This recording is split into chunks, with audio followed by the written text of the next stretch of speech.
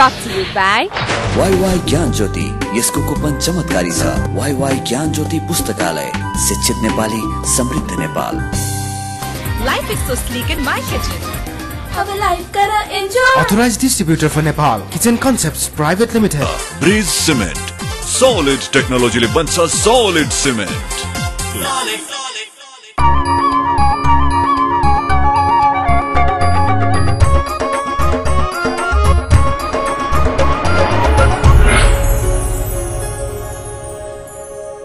Himalaya television देख रहा सभी दर्शकों में मैं दयाराम अग्रवाल को प्यार भर्यो अभिवादन।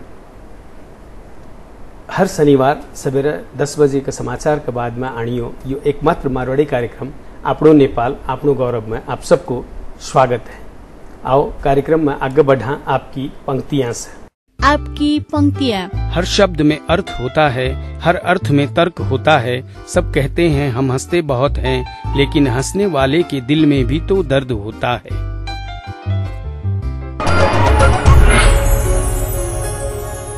अब आज का अतिथि से बातचीत। आज अपने कने न्यूरोलॉजिस्ट डॉक्टर है डॉक्टर पंकज जलान, जो कि नशा रोग से संबंधित डॉक्टर है और इना से नशा से संबंधित विभिन्न रोग के बारे में जानने को पूरा प्रयास करांगा। आओ कार्यक्रम में इना को स्वागत करें। डॉक्टर साहब, कार्यक्रम में आपका स्वागत है। डॉक्टर साहब, न्यूरोलॉजिस्ट मेनली किन किन बीमारियों को देखता है? न्यूरोलॉजिस्ट मेनली नशा संबंधी जैसे ब्रेन और स्पाइनल कॉर्ड नस का बीमारी सब देखते हैं। जो इसमें सबसे ज़्यादा हेडेक्स जैसे सर दुखना, एपिलेप्सी जैसे मिर्गी का रोग, और जैसे ओल्ड एज में पार्किंसन बोल के एक बीमारी होता है वो देखते हैं। मेमोरी लॉस यानी डिमेंशिया का बीमारी देखते हैं। और भी बहुत सारे जैसे पैरालिसिस होना, स्ट्रोक जिसको बोलते हैं वो देखते हैं। और जैसे बैक पेन हुआ या पैर में नस वगैरह झमझम हुआ वो सब देखते हैं हम लोग। तो ये मेनली ये सब टाइप के रोग है जो हम लोग ज़्यादा देखते हैं। अच्छा, पिछले कुछ सालों से आप नेपाल में प्रैक्टिस कर रहे हैं, तो नेपाल में मेनली क्या क्या बीमारियां देखने को आई है सामने? सबसे कॉमन नेपाल में जैसे आउट पेशेंट, और ये सब जगह लागू होता है दुनिया भर में ही। एक न्यूरोलॉजिस्ट का क्लिनिक में सबसे ज़्यादा पेशेंट हेडेक्स के आते हैं। मेजॉरिटी ऑफ पेशेंट्स हेडेक के ही होते हैं। और उसके अलावा अब जैसे नेपाल में मैं खास करके क्या नोटिस किया हूँ 2 साल में कि ओल्ड एज में होने वाला डिमेंशिया बहुत कॉमन है, जो अनडायग्नोज्ड होते हैं, अननोटिस्ड होते हैं। और पार्किंसंस भी काफ़ी कॉमन है। ये सब है। और एपिलेप्सी अपनी जगह पे है। नेपाल में कुछ कारणों से एपिलेप्सी भी कॉमन है, लेकिन मेनली हेडेक सबसे मेन प्रैक्टिस में होता है। और इमरजेंसी में आने वाले लोग ज़्यादा पैरालिसिस यानी स्ट्रोक वाले काफ़ी लोग हैं नेपाल में जो कॉमन है। और ये लगभग सब दुनिया में हर जगह वही रेशियो में है। कुछ देशों में ज़्यादा रिकग्नाइज होता है वो चीज़, और अपने नेपाल में कुछ पेशेंट पहुंच नहीं पाते डॉक्टर्स के पास, इसलिए अपने लोगों को लगता है कि कम है। लेकिन ओवरऑल डिजीज़ का सिनेरियो मिलता जुलता है सब दुनिया में, और वही है कॉमन। ओपीडी में हेडेक्स ज़्यादा और इमरजेंसी में स्ट्रोक्स ज़्यादा आते हैं। इन दिनों नेपाल में जैसे हेल्थ सेक्टर जो है अच्छा मतलब सर्विसेज इंप्रूव होती जा रही है, लेकिन फिर भी सिर्फ शहर केंद्रित सर्विसेज है, ऐसा क्यों हो रहा है? ऐसा बहुत सारा कारण है। अब जैसे आपने बोला इम्प्रूव होते जा रही है, इम्प्रूवमेंट हेल्थ सेक्टर में इसलिए आ रहा है क्योंकि अपने लोग का टेक्नोलॉजी दिन पर दिन डेवलप हो रहा है। और ऑब्वियसली अच्छा डायग्नोसिस करने के लिए अपने लोग को बेटर टेक्नोलॉजी चाहिए। जैसे विकसित देशों में है, they are far ahead technology wise, उन लोग का बहुत अच्छा है अपने लोग से। उन लोग का डायग्नोसिस अर्ली होता है, डायग्नोसिस भी बेटर होता है। ऑब्वियसली टेक्नोलॉजी नया आएगा, नए चीज़ आएंगे तो थोड़ा कॉस्ट फैक्टर होगा। तो ज़्यादातर जो शहर में रहते हैं अर्बन पॉपुलेशन है वो थोड़े ज़्यादा अफोर्डेबल होंगे। और जो लगानी करने वाले लोग हैं, जो इन्वेस्टमेंट वाले लोग हैं, वो ज़्यादा उस चीज़ को कैप्चर करने के लिए ज़्यादा सिटीज़ में लगाएंगे। तो डेफिनेटली नेपाल एक छोटा कंट्री है, सबसे बड़ा सिटी काठमांडू कैपिटल है, तो ज़्यादा इन्वेस्टमेंट हेल्थ सेक्टर में नेपाल काठमांडू में ही हो रहा है। हाँ, ये बहुत दुख का बात है कि बाहर नहीं है। अब इसमें बाहर ले जाने के लिए एक तो गवर्नमेंट का विल चाहिए कि गवर्नमेंट को भी बहुत ज़्यादा इंटरेस्ट और वो होना चाहिए। और इन्वेस्टमेंट वाले जो इन्वेस्ट करने वाले लोग हैं उन लोग को भी एक अट्रैक्शन होना चाहिए आउट ऑफ काठमांडू कि इन्वेस्ट करने से क्या बेनिफिट्स होंगे। और ऐसा नहीं है कि बाहर कुछ भी नहीं हो रहा है। मैंने अभी रिसेंटली 2-3 जगह गया था तराई में, and I was quite happy कि अच्छा लगा कि डेवलपमेंट हो रहा है। जैसे विराटनगर में भी बहुत अच्छे ठीक ठाक हॉस्पिटल्स बन रहे हैं अभी, they have lot of technology, नए नए स्कैनर्स लग रहे हैं।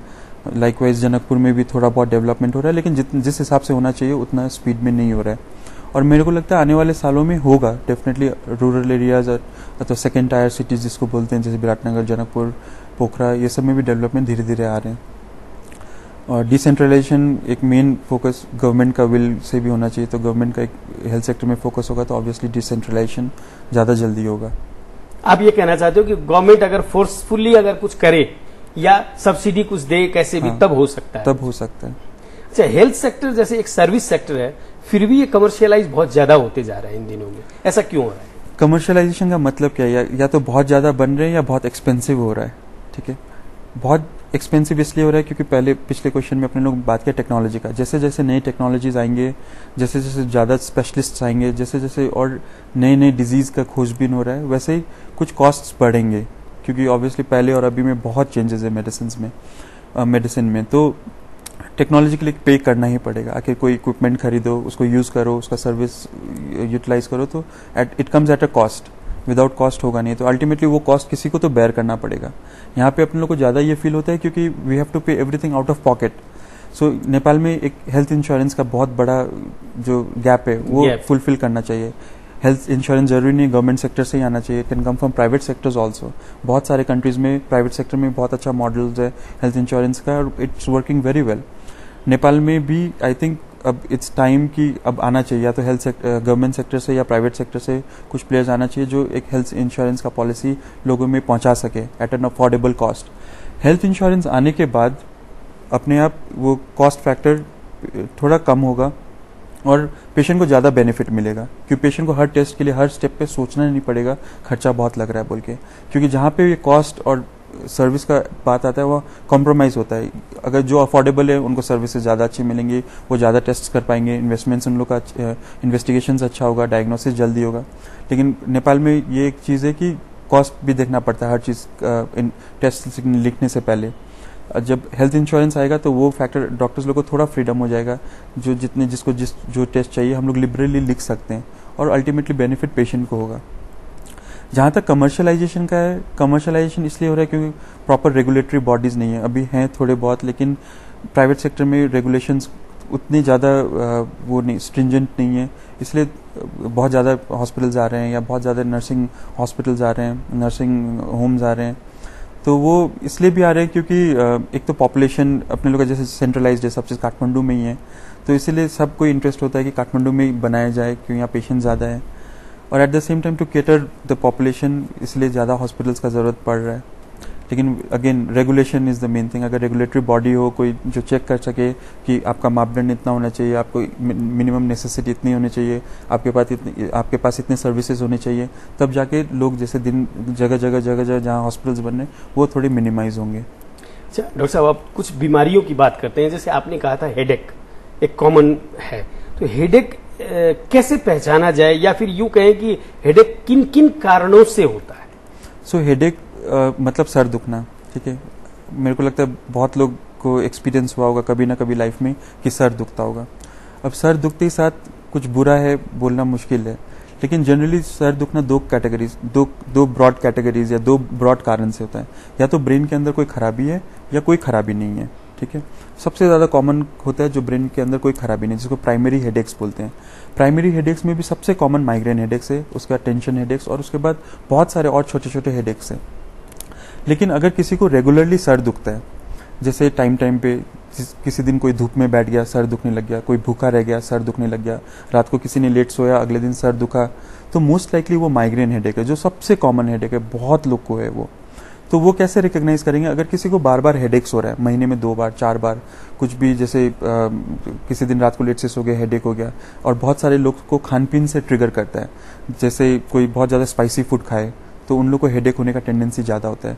कोई अगर कैफीन यानी चाय कॉफ़ी चॉकलेट्स ये सब ज़्यादा सेवन करे, उन लोग को ज़्यादा ट्रिगर करता है।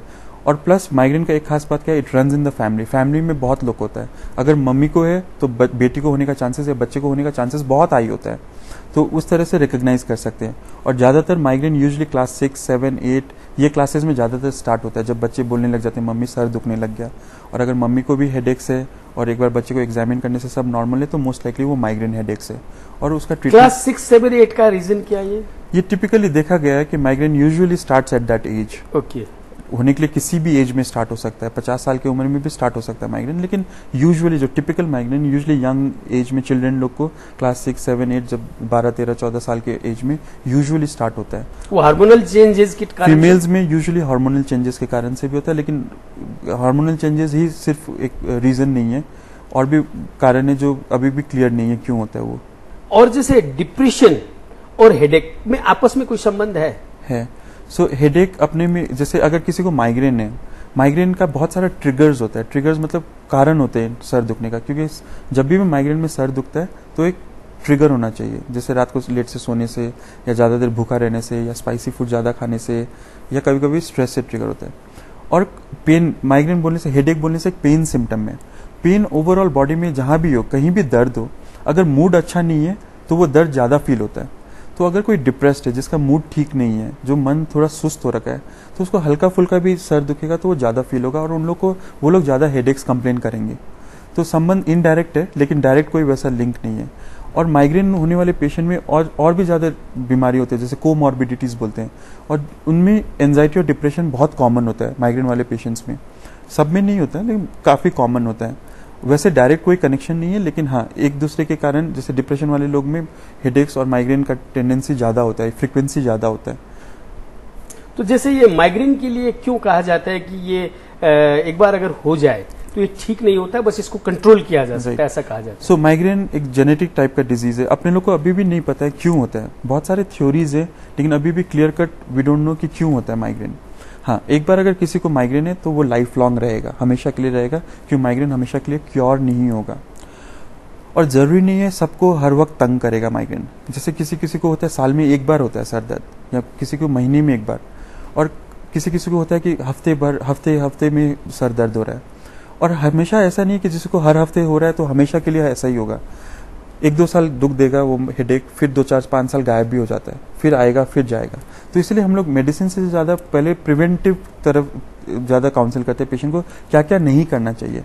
अब किसी का लाइफस्टाइल ही खराब है कि रात को कभी किसी दिन 9 बजे सो रहा है, किसी दिन 12 बजे सो रहा है, टाइम टेबल नहीं है रात को सोने का, उन लोग को माइग्रेन अगर है उस पेशेंट को तो हेडेक होने का टेंडेंसी ज्यादा होगा। कोई है जो ज्यादा कैफीन लेते हैं, दिन भर में 4-5-6-7 कप चाय पी रहे हैं, उन लोग को हेडेक्स ज्यादा होगा। जो लोग पेन किलर ज्यादा खाते हैं, हर बार सर दुखा पेन किलर खा लिए, जो ज्यादा पेन किलर्स खाएंगे उनको हेडेक ज्यादा फ्रीक्वेंट होता जाएगा। तो अगर ये सब चीज में कंट्रोल करें तो हेडेक का फ्रीक्वेंसी अपने आप कम होता जाएगा और लाइफ लॉन्ग रहेगा, क्योंकि माइग्रेन में ब्रेन में ऐसे मोटा मोटी तौर पे कुछ भी खराब नहीं दिखता है। एमआरआई करो नेगेटिव मतलब नॉर्मल आता है। तो जैसे मैंने बोला रीजन पता नहीं है, मोस्ट लाइकली जेनेटिक कंपोनेंट है और एनवायरनमेंट के कारण से ट्रिगर होता है, लेकिन रहेगा लाइफ लॉन्ग।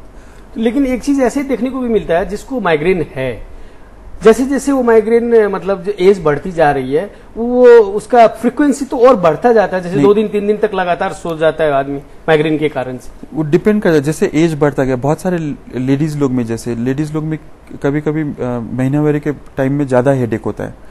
वो सब लेडीज का जब मेनोपॉज आता है, यानी जब महीनावारी सूख जाता है 45-50 साल के बाद, उन लोग का हेडेक मोटा मोटी ठीक हो जाता है, उसके बाद हेडेक्स ही नहीं होते उन लोग को। और बहुत सारे लोग को जब यंग एज में ज्यादा हेडेक्स होता है, जैसे जैसे एज बढ़ता जाता है हेडेक्स बहुत सारे लोग को कम भी होते हैं। हाँ, कुछ लोग के ज्यादा बढ़ते हैं क्योंकि वो फैक्टर्स होते हैं, या तो वो पेन किलर ज्यादा खा रहे हैं, या उनका लाइफस्टाइल में चेंजेस नहीं है, या फिर कैफीन इंटेक ज्यादा है, या नेपाल में जैसे स्पाइसी फूड का इंटेक ज्यादा हो, ज्यादा देर कोई भूखा रह रहा हो, हंगर मतलब टाइम टेबल पे खाना नहीं खा रहा हो, तो उन लोग को ट्रिगर ऑब्वियसली फ्रिक्वेंटली करता है। और बहुत सारे कारण होते हैं माइग्रेन में, बहुत ट्रिगर होते हैं, सबका अलग अलग अपना ट्रिगर है। जैसे बहुत सारे पेशेंट आते हैं बोलते वेदर चेंज होता है तो मेरे सर दुखता है। हाँ है, होता है, बहुत लोग को होता है। कोई बोलते हैं डॉक्टर साहब प्याज खाया तो सर दुखा, होता है, सब इंडिविजुअल का, लेकिन सबको जनरली वैसा नहीं होता है। लेकिन सबसे ज्यादा कॉमन होता है स्लीप का, ज्यादा देर भूखा रहने से, स्पाइसी फूड ज्यादा खाने से और कैफीन इंटेक ज्यादा करने से, तो उस कारण से हेडेक ज्यादा होता है। तो हेडेक जो है बिना दवाई की ठीक होता है कि नहीं होता है? हाँ होता है। जैसे अब माइग्रेन जिसको अगर हुआ, माइग्रेन क्या होता है, अगर जैसे आपको अगर है तो आपको पता चल जाए कितना पेनफुल होता है माइग्रेन। क्योंकि जब सर दुखता है, सर दुखने के अलावा उसमें और भी सिम्टम है, जैसे बहुत चिड़चिड़ापन आ जाता है, गुस्सा आता है, किसी से बात करने का मन नहीं करता, किसी का बोला हुआ पसंद नहीं आता है, मन करता है चुपचाप अंधेरे में बैठा रहूं, और उल्टी जैसा मन होता है। और सपोज कोई काम करने वाला आदमी है, कोई बैंक में नौकरी करता है या कोई टीचर है, उसका तो पूरा दिन वेस्ट हो गया वो सर दर्द के कारण, कुछ बोलने का मन नहीं कर रहा, तो उसका प्रोडक्टिविटी खत्म हो गया। वो प्रिवेंट करने के लिए, ताकि उसका पूरा दिन खराब नहीं हो, हम लोग बोलते कि अगर सर दुखे तो वो दवाई खाने के लिए, तो वो दवाई खाने से ठीक हो जाएगा। लेकिन अगर कोई आदमी है जो घर में बैठा है, या कोई लेडीज है जो घर में है, कहीं कुछ जाना नहीं है अभी काम करने के लिए, तो कभी कभी ये जब हेडेक का अटैक आता है, अगर आधा एक घंटा सो जाए अच्छा से, तो हेडेक कम हो सकता है। बहुत सारे लोग बोलते हैं हल्का सा मसाज करने से कम होता है, और वो करने से अगर उनको फायदा हो रहा है तो दवाई लेने का जरूरत नहीं है। अगर किसी को सोने से ठीक हो रहा है तो दवाई लेने का जरूरत नहीं है।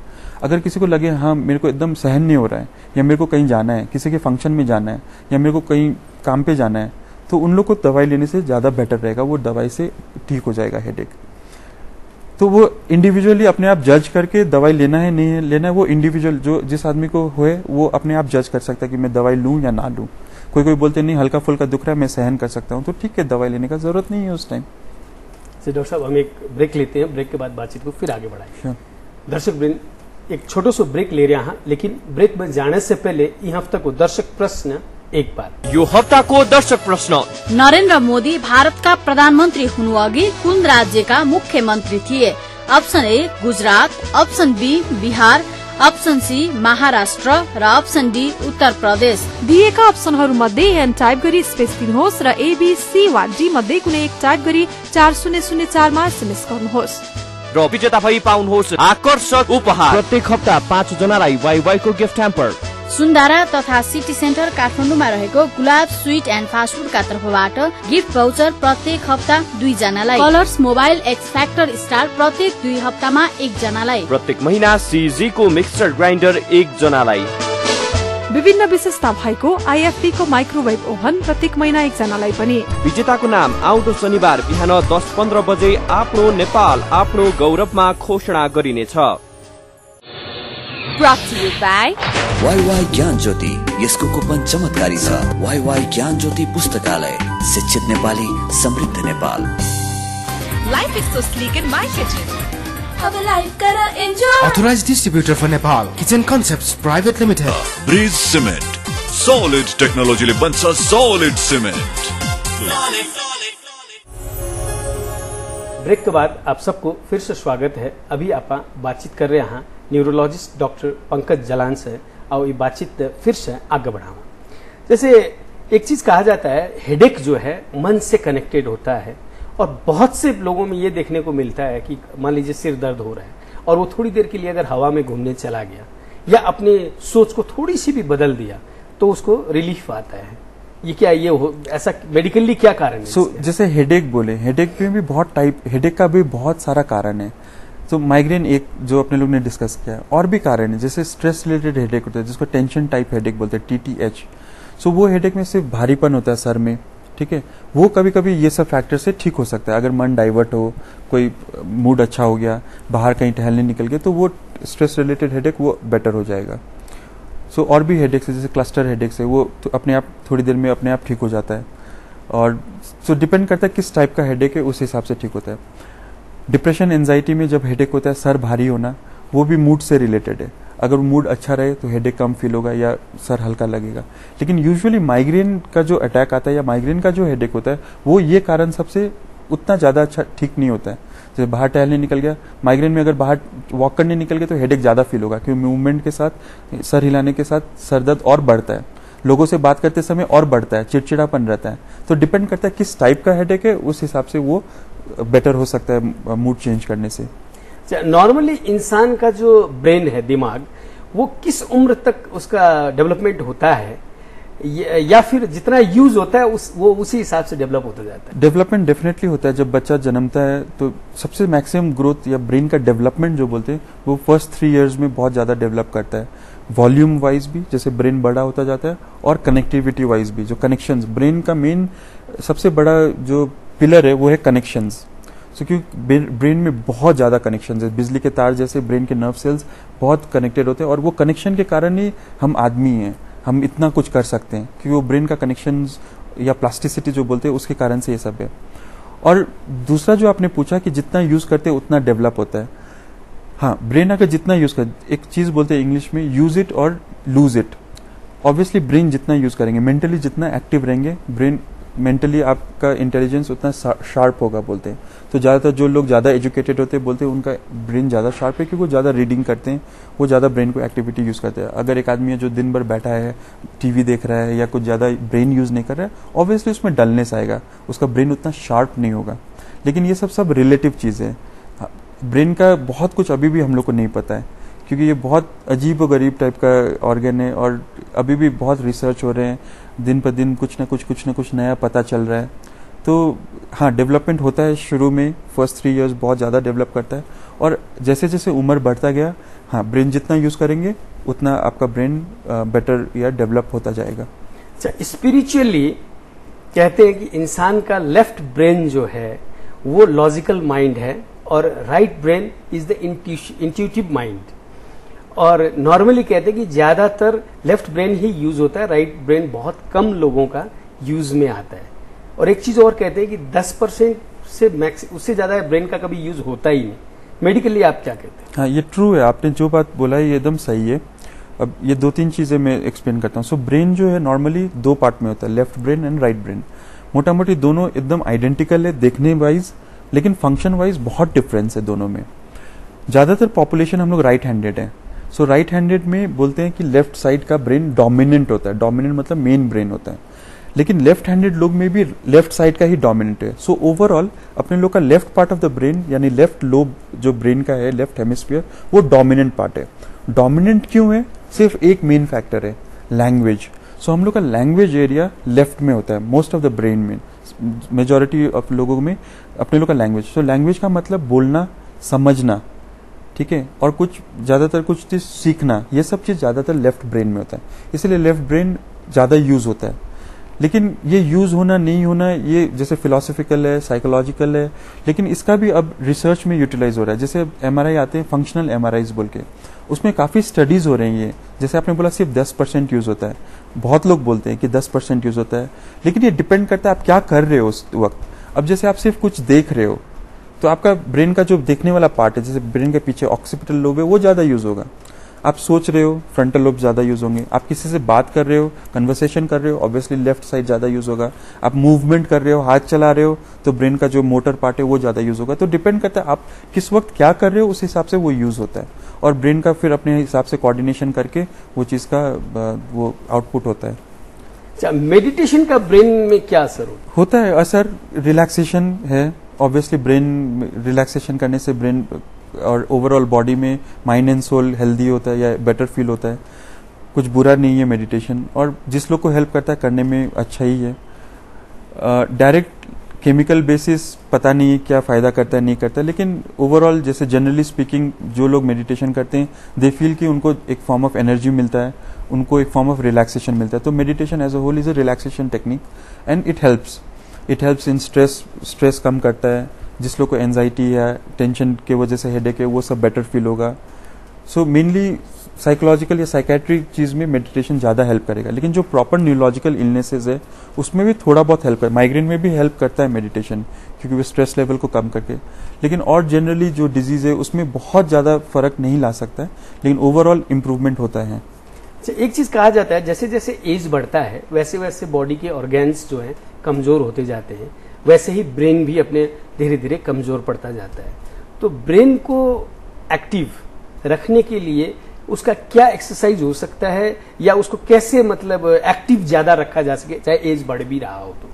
तो दो मेन चीज सामने आता है जब ब्रेन जैसे जैसे एज करते हैं ब्रेन भी थोड़ा थोड़ा सिकुड़ता जाता है, और अनफॉर्चुनेटली एक बहुत बड़ा प्रॉब्लम आने वाला है या आ चुका है, डिमेंशिया बोल के, जो भूलने का बीमारी है। जितने ज्यादा अपने लोग ज्यादा उम्र बिताएंगे या ज्यादा साल रहेंगे, ये डिमेंशिया होने का चांसेस और ज्यादा बढ़ता जाएगा। ये क्यों होता है अभी तक भी क्लियर नहीं है, लेकिन ये एक भूलने का बीमारी है, और ये मेन फंक्शन है कि अपने लोग ब्रेन को कैसे शार्प रखें या ब्रेन में प्रॉब्लम आएगा। कुछ भी अभी हार्ड एंड फास्ट नहीं है कि ये करने से आपका ब्रेन सही रहेगा। बहुत सारे फैक्टर्स हैं, जैसे डाइट में बोलते हैं लोग मेडिटेरेनियन टाइप ऑफ डाइट, जिसमें ज्यादातर ये मटर चना ये सब ज्यादा खाने से ब्रेन ज्यादा हेल्दी होता है, या लिव सलाड्स वगैरह सैलड्स वगैरह खाने से ज्यादा हेल्दी होता है। लेकिन ऐसा नहीं है कि जो लोग ये सिर्फ ज्यादा खाते हैं उन लोग को प्रॉब्लम नहीं होता, उन लोग को भी प्रॉब्लम होता है। लेकिन ब्रॉडली दो चीज बहुत क्लियर कट सामने आया कि जो ये हेल्प करता है। एक है रीडिंग। सो रीडिंग मतलब ब्रेन बहुत ज़्यादा यूटिलाइज होता है। तो जो लोग रीडिंग में एक्टिविटी है, जो पढ़ने में लिखने में ज़्यादा एक्टिव है, उन लोग का ब्रेन थोड़ा ज़्यादा समय तक शार्प रहता है, और उन लोग को थोड़ा सा मेमोरी प्रॉब्लम या डिमेंशिया होने का चांसेस थोड़ा कम है, लेकिन होता उन लोग को भी है। बड़े बड़े प्रोफेसर्स को भी हो रखा है, बड़े बड़े प्रेसिडेंट्स को भी हो सकता है। तो कोई बचा नहीं है इस रोग से, लेकिन देखा गया जनरली कि एजुकेशन या जो ज़्यादा रीडिंग एंड राइटिंग करते हैं उन लोग को थोड़ा सा कम होता है। और दूसरा है सोशलाइजेशन। जो लोग ज़्यादा सोशलाइजेशन करते हैं या ज़्यादा मिलते जुलते हैं, ज़्यादा बातें करते हैं, उन लोग को थोड़ा डिमेंशिया या ब्रेन का वो सिकुड़ना थोड़ा कम होता है। प्लस और सारे रिस्क फैक्टर्स, जैसे डायबिटीज़ वाले लोग हैं, हाई ब्लड प्रेशर वाले लोग हैं, उन लोग में ज़्यादा जल्दी ब्रेन सिकुड़ेगा। इसलिए डायबिटीज़ कंट्रोल करना जरूरी है, ब्लड प्रेशर कंट्रोल करना जरूरी है। नहीं तो वो लोग बाद में जाके अगर उन लोग का ज़्यादा डायबिटीज़ या ब्लड प्रेशर अनकंट्रोल्ड रहा तो वो लोग को भी डिमेंशिया होने का चांसेस ज़्यादा होता है। थोड़ा दूसरा वैरायटी का होता है, लेकिन डिमेंशिया होने का चांसेस ज़्यादा होता है उन लोग में। आप ये जो भूलने की बीमारी की जो बात कर रहे हो, जैसे बहुत से लोगों को देखते हैं कि टाइम टाइम में किसी बात को भूल जाना या एक ही बात को बार बार रिपीट करना, ये चीज है क्या इसका स्टार्टिंग फेज? सो डिमेंशिया एक ओल्ड एज का प्रॉब्लम है। सो फर्स्ट टाइम जब डिमेंशिया डिस्क्राइब किया था मेडिसिन में वो 1901 में था। सो 100 साल से भी ऊपर था, और एल्जाइमर्स बोल के डॉक्टर ने डिस्क्राइब किया था ये बीमारी के बारे में। लेकिन आजकल लास्ट 10 साल में ये बहुत एक ग्लोबल एपिडेमिक की तरह आ रहा है। जैसे जैसे अपने लोग का हेल्थ सेक्टर इंप्रूव हो रहा है, पीपल आर लिविंग लॉन्गर, ज़्यादा साल उम्र तक जी रहे हैं, लाइफ एक्सपेक्टेंसी बढ़ रहा है, लेकिन वो at a price, it's coming at a price. So price क्या है? भूलने का। ये डिमेंशिया लग रहा है 85 साल के बाद 4 में 3 लोग को डिमेंशिया होगा वर्ल्ड वाइड। 65 साल के बाद 4 में 2 लोग को होने का चांसेस, 2 का एवरेज चल रहा है अभी। सो जैसे जैसे अपने लोग का उम्र बढ़ता है, ये भूलने का बीमारी लगने का यानी डिमेंशिया लगने का चांसेस हाई होता जाता है। अब जो आप बोले कभी कभी कुछ कुछ भूलना, ये सबके साथ होता है, हम लोग के साथ भी होता है, आपके साथ भी, किसी भी एज में सबको होता है। वो फॉरगेटफुलनेस है। अगर आपके सर में बहुत सारा कुछ चल रहा है, स्ट्रेस लेवल हाई है, आप बहुत बिजी हो, तो छोटा मोटा चीज कभी कभी भूल जाता है, उसको डिमेंशिया नहीं बोलते। डिमेंशिया में भूलना एक पार्ट है, लेकिन भूलने के साथ साथ और भी प्रॉब्लम आता है। जैसे पर्सनैलिटी टोटली चेंज हो जाता है, उनका एग्जीक्यूटिव फंक्शन चेंज हो जाता है। जो पहले बहुत अच्छे बिजनेसमैन थे, बहुत अच्छा डिसीजन ले रहे थे, अब अचानक से नहीं ले पा रहे हैं डिसीजन। पहले कैलकुलेटर चलाते थे, कंप्यूटर चलाते थे, अब उनको पता ही नहीं चल रहा ये कैलकुलेटर है या कंप्यूटर क्या है, वो कंफ्यूज हो रहे हैं। वो डिमेंशिया का पार्ट है। So overall activity of daily living, जो अपने आप दिन भर नियमित जो काम सब कर रहे थे उसमें फर्क आने लग गया। कपड़े चेंज करने में उनको कंफ्यूजन हो रहा है, बाथरूम जाने में कंफ्यूजन हो रहा है, वो अपनी जो घर है और रास्ता है वो भूल जा रहे हैं। वो डिमेंशिया का लक्षण सब है। स्टार्ट हमेशा होता है भूलने से, और भूलना भी कैसा, पुराना बात सब याद, ज्यादातर याद रहेगा। 20 साल पहले का बात आपको कहानी सुनाएंगे, 40 साल पहले का कहानी सुनाएंगे, लेकिन कल क्या हुआ, थोड़ी देर पहले क्या हुआ, आज सुबह क्या हुआ, वो याद नहीं रहेगा। तो रिसेंट मेमोरी पहले जाता है, उसके बाद धीरे धीरे धीरे धीरे रिमोट यानी पुराना मेमोरी जाता है। तो जब रिसेंट मेमोरी जाता है तो लोग लगता है कि चलो एज हो रहा है, थोड़ा थोड़ा भूल रहे हैं, तो इग्नोर करने लगते हैं। तो इसलिए डिमेंशिया के पेशेंट जब डॉक्टर के पास आते हैं तो ऑलरेडी 3-4 साल बीत चुका होता है उनको वो प्रॉब्लम स्टार्ट होने में।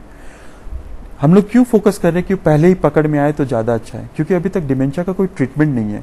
बहुत रिसर्च चल रहा है, क्योंकि सब कंट्री को हेल्थ सेक्टर में ये प्रॉब्लम आ रहा है कि दिख रहा है कि आने वाले समय में ये बहुत बड़ा एक मेजर प्रॉब्लम बन के आएगा मेडिसिन फील्ड में। अभी तक इतने रिसर्च हुए, इतने दवाएं, कोई भी बहुत ज्यादा प्रॉमिसिंग नहीं है कि ये खाते कुछ इंप्रूवमेंट हो या कुछ सुधार हो। तो अब साइंटिस्ट लोग का फोकस थोड़ा चेंज हो गया। ये सोच रहे हैं कि अगर हम लोग डिमेंशिया शुरू होने से पहले ही पकड़ ले, जिसको प्री क्लिनिकल स्टेज बोलते हैं, हो सकता है तब अपने लोग कुछ मॉडिफाई कर सकते हैं। तब अगर दवाई देंगे तो हो सकता है वो प्रोग्रेस नहीं करेगा डिमेंशिया में। तो इसलिए अब ज्यादा फोकस आ रहा है कि पहले ही अगर पता चल जाए तो हो सकता है कुछ कर सके। अभी भी क्लियर कट कॉन्क्रीट कुछ भी नहीं आया है, लेकिन अब ज्यादातर साइंटिस्ट जो डिमेंशिया में काम कर रहे हैं उनका फोकस ये है कि प्री क्लिनिकल स्टेज यानी शुरू होने से पहले ही कैसे पकड़ लें।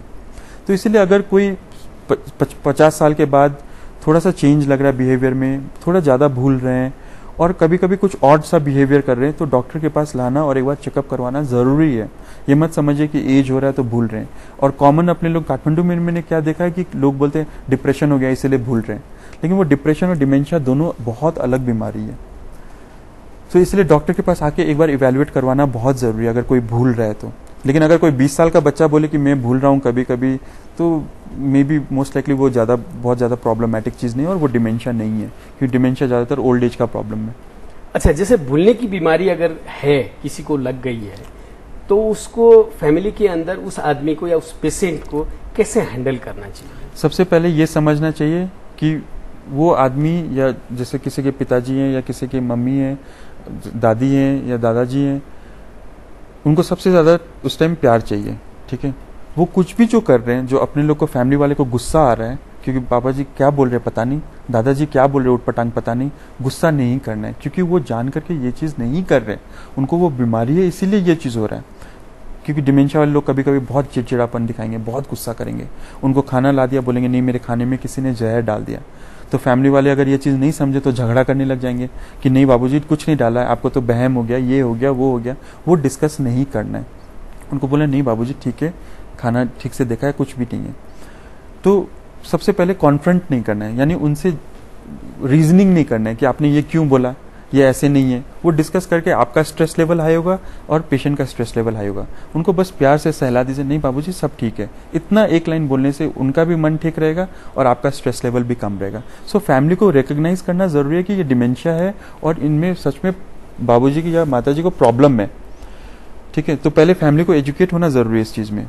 और ये बीमारी जो है ना, पेशेंट को कुछ भी फील नहीं होता है, कोई दर्द नहीं फील होता है ये बीमारी में, उनको कोई बहुत बड़ा मेजर डिमेंशिया से कोई मेजर वैसा प्रॉब्लम फील नहीं होता है। लेकिन प्रॉब्लम फैमिली के लिए, क्योंकि फैमिली को सफ़र करना पड़ता है साथ में। बहुत दुख लगता है, किसी के पिताजी मान लीजिए बहुत एक्टिव थे, बहुत बड़े बिजनेसमैन थे या कोई डॉक्टर थे, और अचानक से ऐसा स्टेज आ गया जो उनको कुछ होश ही नहीं कि क्या हो रहा है, सबका नाम भूल रहे हैं, क्या कर रहे हैं उनको नहीं पता है, कपड़ा नहीं पहन पा रहे, नहा नहीं पा रहे खुद से, और धीरे धीरे जैसे डिमेंशिया का स्टेज बढ़ता गया, पेशाब और बाथरूम बेड पे हो रहा है या कपड़े पे हो रहा है, उनको पता ही नहीं चलता है। तो वो देख के फैमिली वाले को काफ़ी दुख होता है और स्ट्रेस लेवल भी बहुत हाई होता है। जो केयर गिवर्स, जो ध्यान दे रहे हैं उस पेशेंट का घर में, उनको केयर गिवर्स बोलते हैं। तो केयर गिवर्स का स्ट्रेस लेवल बहुत हाई होता है, क्योंकि ये ऐसे जो डिमेंशिया वाले पेशेंट्स होते हैं थोड़े टाइम के बाद उनको ज़्यादा केयर चाहिए होता है, तो डिमांडिंग होते हैं, जैसे 24 घंटे केयर चाहिए। कभी रात को अच्छा से नहीं सो रहे हैं, कभी छटपट कर रहे हैं, कभी चिल्ला रहे हैं, कभी टाइम खाना नहीं खा रहे हैं, गुस्सा ज़्यादा दिखा रहे हैं, बिहेवियर पूरा चेंज, कभी कभी बैठे तुरंत उठ के चल देंगे, उनको वॉन्डरिंग कहते हैं, चलने का बहुत ज़्यादा वो रहता है शुरू में, जब स्टार्ट होता है डिमेंशिया, उनको चलते लगता है चलते रहें। और बहुत बड़ा एक प्रॉब्लम आता है, घर से चल के बस निकल के बिना किसी को बताए, खोने का डर रहता है। तो इसीलिए मेरे पास जब फर्स्ट टाइम डिमेंशिया के पेशेंट आते हैं, सबको बोलता हूँ कि एक पेन और एक डायरी, इमरजेंसी नंबर हमेशा पेशेंट के पॉकेट साथ में रहना चाहिए, क्योंकि कभी भी घर से निकल गए पता नहीं चल जाएगा, खो जाएंगे। और बहुत बार ऐसा हुआ है कि एक पेशेंट 40 साल से एक ही घर में रह रहा है, उसी रोड में 40 साल से चल रहा है, लेकिन ये बीमारी लगने के बाद वो रास्ता ही भूल जाते हैं, अपना घर भूल जाते हैं। तो वो सब फैक्टर्स है। और एक चीज़ मैं बताना चाहूँगा, अगर घर में किसी को अगर ये डिमेंशिया है तो उनको ज़्यादा चेंजेस मत लाइए घर में। जैसे अपने लोग को लगता है चलो बाबूजी को घुमा के ले आते हैं कहीं पे, तो वो नए एनवायरनमेंट में जाने से और ज़्यादा प्रॉब्लम बढ़ता है। तो उनका इन्वायरमेंट ज़्यादा चेंज मत करिए, उनका रूम का कलर ज़्यादा चेंज मत करिए। रूम में अगर पोस्टर्स लगे हुए हैं तो उनको ज़्यादा चेंज मत करिए, ज़्यादा डार्क ब्राइट चीज़ रूम्स में ज़्यादा मत रखिए, तो उनसे उनको बहुत ज़्यादा कन्फ्यूजन होता है। और शाम के वक्त सबसे ज़्यादा कन्फ्यूजन होता है डिमेंशिया में, जब सूरज ढलने के बाद इवनिंग के टाइम में, तो उस टाइम थोड़ा लाइट्स वगैरह ज़्यादा बढ़ा दे रूम में, और साथ में अगर एक आदमी रहे तो थोड़ा कंफर्टेबल फील करेंगे, क्योंकि डिमेंशिया में डर बहुत लगता है पेशेंट को। और हेलुसिनेशंस होता है, हेलुसिनेशंस मतलब कुछ कुछ दिखता है, जैसे नॉर्मली अपने लोग को कुछ भी नहीं दिख रहा है, लेकिन डिमेंशिया पेशेंट को लगेगा वहाँ बिल्ली आ रहा है या कोई चोर घुस गया है, तो उससे डर पैदा होता है। तो वो कंफर्ट करने के लिए एक फैमिली मेंबर साथ में रहे या कोई भी एक आदमी केयर गिवर रहे, तो उनको थोड़ा कंफर्टेबल फील होता है। और सबसे ज़्यादा ध्यान देने वाला चीज़ डिमेंशिया में ये कि रात को पेशेंट को अच्छा से सोना जरूरी है। अगर रात को किसी कारण से अगर नहीं सो रहे तो नेक्स्ट डे कन्फ्यूजन ज़्यादा बढ़ेगा और प्रॉब्लम ज़्यादा बढ़ेंगे।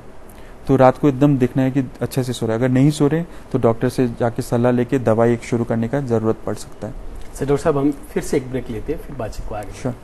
दर्शक वृंद, फिर से एक छोटो सो ब्रेक ले रहे हैं, ब्रेक के बाद बातचीत में फिर से आगे बढ़ावा। यो हप्ताको दर्शक प्रश्न, नरेन्द्र मोदी भारतका प्रधानमन्त्री हुनु अघि कुन राज्यका मुख्यमन्त्री थिए?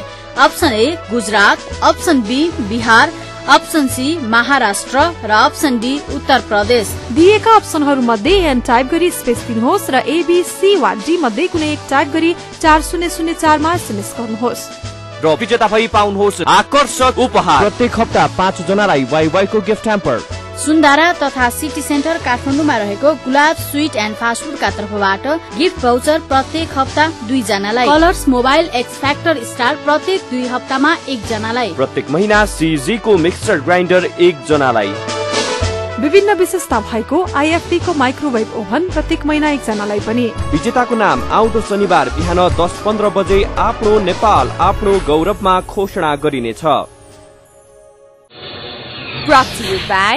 वाईवाई ज्ञान ज्योति, यसको कुपन चमत्कारी छ। वाईवाई ज्ञान ज्योति पुस्तकालय, शिक्षित नेपाली समृद्ध Nepal. Life is so sleek in my kitchen. अब लाइफ कर enjoy. Authorized distributor for Nepal, Kitchen Concepts Private Limited. Bridge cement, solid टेक्नोलॉजीले बन्छ सॉलिड सिमेन्ट। ब्रेक के बाद आप सबको फिर से स्वागत है। अभी आप बातचीत कर रहे हैं डॉक्टर पंकज झलान से, और ये बातचीत में फिर से आगे बढ़ावा।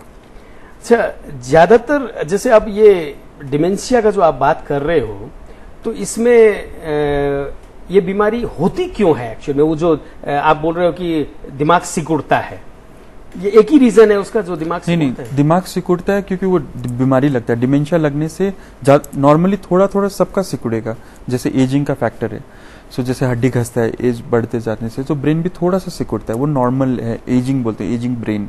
लेकिन जब डिमेंशिया लगता है या डिमेंशिया का बीमारी लगता है, तो वो ब्रेन जल्दी ज्यादा सिकुड़ता है। डिमेंशिया क्यों होता है अभी तक नहीं पता है हम लोग को, लेकिन ये पता है कि इसमें होता क्या है, ब्रेन में क्या क्या दिखता है, 2-3 चीज जो खराबी दिखते हैं ब्रेन के अंदर। लेकिन क्यों एग्जैक्टली क्यों होता है डिमेंशिया, वो अभी तक भी क्लियर नहीं है। लेकिन जैसे मैं अपने लोग बात करें डिमेंशिया का भी बहुत सारा कारण है, लेकिन जो सबसे अभी जो अपने लोग बात करें वो एल्जाइमर्स डिमेंशिया का बात करें, जो एल्जाइमर्स टाइप ऑफ डिमेंशिया होता है। लेकिन और भी टाइप सब वैरायटीज होते हैं डिमेंशिया में जो कम कॉमन है, लेकिन उनमें दूसरे और कारण है। लेकिन जो अपने लोग अभी dementia as a whole Alzheimer's का बात कर रहे हैं, उसका कारण अभी तक भी क्लियर नहीं है क्यों होता है। तो फैमिली में या किसी इंसान को कैसे समझ में आएगा कि मुझे कहीं कुछ ये भूलने की प्रॉब्लम अब बढ़ रही है और मैं डॉक्टर के पास मुझे अब जाना चाहिए? इंसान को समझ, उस बंदे को उस पेशेंट को नहीं समझ में आएगा, क्योंकि वो जब स्टार्ट होता है ना, इंसाइट नहीं होता, यानी पेशेंट को पता नहीं चलता है। बहुत अल्जाइमर्स में ज्यादातर खुद को पता नहीं चलता है कि मेरे को भूलने का बीमारी है। उसको थोड़ा थोड़ा हिंट कब आता है, जब लोग उसको बोलने लग जाते हैं, आपने तो ये भूल गया। आप पैसा, फिर जैसे कोई दुकानदार है, पैसा में गड़बड़ी होने लग रहा है, हर बार उसको आप पैसा फिरता करने में प्रॉब्लम हो रहा है, 100 रुपया वापस देना था, 1000 रुपया वापस दे दिया। तो जब ये लोग नोटिस करने वाले स्टार्ट करते हैं, अगल बगल वाले आसपास वाले लोग, फैमिली मेंबर्स नोटिस करेंगे कि हाँ ये भूल रहे हैं, थोड़ा थोड़ा कंफ्यूज रह रहे हैं, इसका मतलब डॉक्टर को ले जाके एक बार दिखाना चाहिए। और जैसे फर्स्ट टाइम कोई आता है अगर भूलने का बीमारी यानी डिमेंशिया का सिम्टम्स लेके, हम लोग जरूरी नहीं है फर्स्ट में बोलते अल्जाइमर्स है, और बहुत सारे कारण है जिसके कारण से ये सब बीमारी भूलने का प्रॉब्लम आ सकता है। कभी कभी विटामिन B12 बहुत कम हो तो ये मेमोरी का प्रॉब्लम्स आ सकता है, तो इसलिए विटामिन B12 चेक करते हैं। कभी कभी थायराइड के प्रॉब्लम से आता है, कभी कभी बहुत ज्यादा डिप्रेशन हो तो वो भूलने का बीमारी आता है। लेकिन वो डॉक्टर से मिलके पता एग्जामिन करके या देख के बात करके थोड़ा बहुत आइडिया लग जाता है किस टाइप का डिमेंशिया है। और ज्यादातर जो फर्स्ट टाइम आते हैं हम लोग चाहते हैं कि एक ब्रेन का स्कैन भी कर ले, क्योंकि कभी कभी ब्रेन ट्यूमर्स भी ऐसे प्रेजेंट कर सकता है कि भूलने का बीमारी से। तो जब ये सारा टेस्ट करके सब चीज नॉर्मल लगे तो अब ज्यादातर हम लोग का डायग्नोसिस और क्लियर होता है कि मोस्ट लाइकली ये अल्जाइमर्स डिमेंशिया है। अच्छा, आपने भी देखा होगा कि बहुत ऐसे लोग होते हैं जो बार बार हाथ धोना, पांव धोना, या घर से निकलते समय प्रेयर्स करना बार बार, या दरवाजा चेक करना कि दरवाजा है कि नहीं है, और बहुत नेगेटिव थॉट्स बहुत ज्यादा हो जाना, ये भी कोई बीमारी है या सिंपल ये आदत है? नहीं, ये बीमारी है, इसको OCD बोलते हैं, ऑब्सेसिव कंपल्सिव डिसऑर्डर। ये साइकेट्रिक बीमारी है जिसमें बार बार एक ही चीज चेक करते रहना, जैसे हाथ धोने का बीमारी, थोड़ा सा भी कुछ हुआ बार बार दिन में 10 बार 15 बार 20 बार हाथ धोना, घर में लॉक करके आए बार बार वापस जाना चेक करने मैंने लगाया कि नहीं, इसको OCD ऑब्सेसिव कंपल्सिव डिसऑर्डर बोलते हैं। ये एक साइकेट्रिक बीमारी है, तो ये न्यूरो से भी ज्यादा एक साइकेट्रिक प्रॉब्लम में, और ज्यादातर डिप्रेशन एंजाइटी वाले लोग को थोड़ा ज्यादा होता है ये।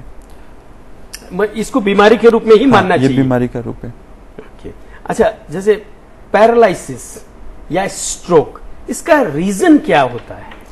पैरालिसिस या स्ट्रोक जब भी होता है ज्यादातर बॉडी के एक साइड में होगा, या राइट दाहिना हाथ दाहिना पैर एक साइड में नहीं चला, अचानक से होगा, ठीक है। इसको स्ट्रोक बोलते हैं इंग्लिश में, और नेपाली में पश्चाघात। ये एक टाइप का ब्रेन अटैक है, जैसे हार्ट अटैक होता है, जैसे अचानक से हार्ट का खून का नली एक ब्लॉक हो गया तो उसको हार्ट अटैक बोलते हैं। सेम चीज ब्रेन में होता है, उसको ब्रेन अटैक या स्ट्रोक बोलते हैं। ये होता है इसलिए दो कारण है, या तो ब्रेन में कोई ब्लड वेसल यानी जो खून का नली है वो किसी कारण से ब्लॉक हो गया, या वो किसी कारण से फट गया। तो फट गया तो ब्रेन हेमरेज बोलते हैं, या ब्लॉक हो गया तो उसको इस्केमिक स्ट्रोक बोलते हैं या इन्फार्क्ट बोलते हैं। दोनों वजह से वही पैरालिसिस आता है। तो इसलिए शुरू में जब जैसे कोई पैरालिसिस लेके आता है, सिटी स्कैन करवाना जरूरी होता है देखने के लिए ये दोनों में से क्या है, क्योंकि दोनों का ट्रीटमेंट अलग है। दोनों का होने का कारण ज्यादातर और हार्ट अटैक का होने का कारण लगभग सेम है। सो मेनली 5 बड़े रिस्क फैक्टर्स हैं ये होने का। सबसे बड़ा रिस्क फैक्टर है एज। सो जैसे जैसे अपने लोग का एज बढ़ेगा, स्ट्रोक होने का यानी पैरालिसिस होने का चांसेस बढ़ेगा। उसको अपने लोग कुछ नहीं कर सकते, ठीक है, वो नेचर का चीज है। सेकेंड चीज है डायबिटीज। डायबिटीज वाले लोग को स्ट्रोक होने का चांसेस बहुत हाई होता है, तो इसीलिए डायबिटीज को हमेशा सीरियसली लेना चाहिए, रेगुलरली डॉक्टर के पास जाना चाहिए, शुगर मेंटेन मॉनिटर करना चाहिए, दवाई टाइम पे खाना चाहिए। तीसरा है high blood pressure. Hypertension one of the most common कारण है स्ट्रोक होने का। तो जिन लोग को बहुत सालों से हाइपरटेंशन है या ब्लड प्रेशर हाई है, उन लोग को स्ट्रोक होने का चांसेस और लोग के बनिस्बत ज्यादा होता है।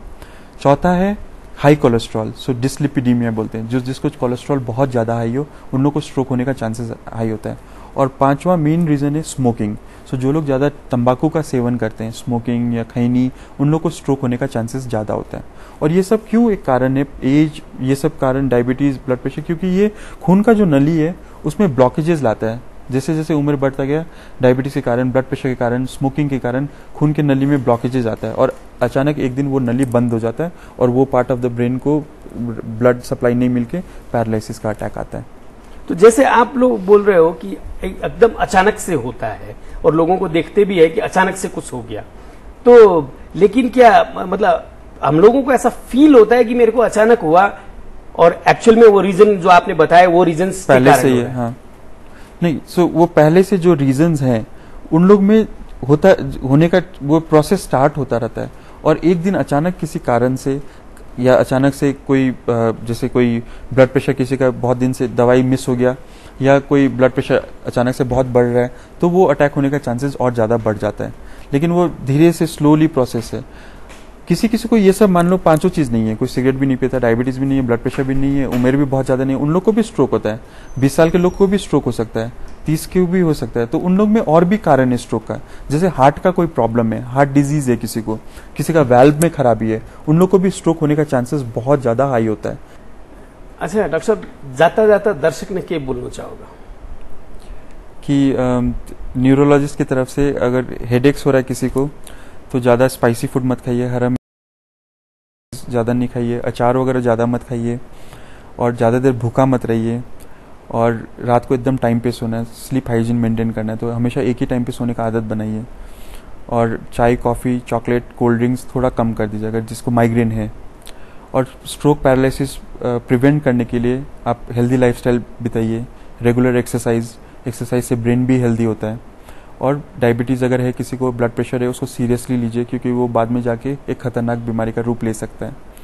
और नॉर्मली जनरल पॉपुलेशन के लिए ब्रेन को हेल्दी रखने के लिए ब्रेन को एक्टिव रखिए, तो यूज करिए ब्रेन को। ज़्यादा देर टीवी के आगे मत बैठे क्योंकि टीवी में देखते समय ब्रेन ज़्यादा यूज नहीं होता है। तो अपने लोग थोड़ा सा रीडिंग बढ़ाना है, राइटिंग बढ़ाना है, सोशलाइजेशन बढ़ाना चाहिए, तो इससे ब्रेन हेल्दी रहेगा। थैंक यू डॉक्टर साहब, आप ये कार्यक्रम आया इसके लिए आपको बहुत बहुत आभार है। Thank you. दर्शक वृंद, अभी आप लोग सुनिया डॉक्टर पंकज जलान जी से हुई बातचीत और इन बातचीत पर आप लोग जरूर से गौर करोगा। इतनो कहते हुए अब जाते जाते पिछला हफ्ता पूछे गए दर्शक प्रश्न को जवाब, उनका विजेता को नाम और ई हफ्ता को दर्शक प्रश्न फिर से एक बार। गत हप्ता सोधिएको प्रश्न, प्रसिद्ध काव्य मुना मदन कसको रचना हो? Option A Laxmi Prasad Devkota, option B Lekhnath Paudyal, option C Balkrishna Sama option D Siddhicharan Shrestha. यसको सही उत्तर हो अप्सन ए लक्ष्मी प्रसाद देवकोटा। दर्शक प्रश्नको भाग्यशाली विजेता भई वाइवाई को गिफ्ट ह्याम्पर पाउन सफल 5 SMS कर्ता हुनुहुन्छ। 9841 250 749, 98 072 72 377, 98 17 36 657, 98 041 52 32 6, 97 41 19 49 74। गुलाब स्वीट्स एन्ड फास्ट फूड को गिफ्ट भाउचर पाउन सफल हुनुभएको छ।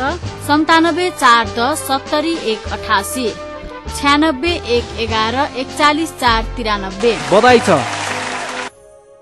यो हप्ताको दर्शक प्रश्न, नरेन्द्र मोदी भारतका प्रधानमन्त्री हुनु अघि कुन राज्यका मुख्यमन्त्री थिए? Option A Gujarat, option B Bihar, option C Maharashtra र अप्सन डी उत्तर प्रदेश। दिएका अप्सनहरू मध्ये एन टाइप गरी स्पेस दिनुहोस् र ABC वा डी मध्ये कुनै एक टाइप गरी 4004 मा SMS गर्नुहोस् र विजेता भई पाउनुहोस् आकर्षक उपहार। प्रत्येक हप्ता 5 जनालाई वाइवाई को गिफ्ट ह्याम्पर। सुन्दारा तथा सिटी सेन्टर काठमाडौँमा रहेको गुलाब स्वीट एन्ड फास्ट फूडका तर्फबाट गिफ्ट भाउचर प्रत्येक हप्ता 2 जनालाई। Colours mobile x factor star प्रत्येक 2 हप्तामा 1 जनालाई। प्रत्येक महिना CG को मिक्सर ग्राइन्डर 1 जनालाई। विभिन्न विशेषता भएको IFD को माइक्रोवेभ ओभन प्रत्येक महिना 1 जनालाई पनि। विजेताको नाम आउँदो शनिबार बिहान 10:15 बजे आफ्नो नेपाल आफ्नो गौरवमा घोषणा गरिनेछ। आज के लिए यो कार्यक्रम इतना ही। अगले शनिवार फिर नई सामग्रियां के साथ उपस्थित रहूंगा। तब तक के लिए मने भी इजाजत दो। और ये कार्यक्रम के बारे में आपकी कोई भी सलाह सुझाव प्रतिक्रिया हो तो मेरे से टेलीफोन संपर्क कर सको हो 98 498 23 804 में, या ईमेल संपर्क कर सको हो अपनो nepal@himalaytv.com पर। और अब आप लोग माने फेसबुक में भी फॉलो कर सको हो, और पुराना एपिसोड देखने के लिए यूट्यूब में लॉग ऑन कर सको हो, और ट्विटर में भी माने फॉलो कर सको हो। नमस्कार।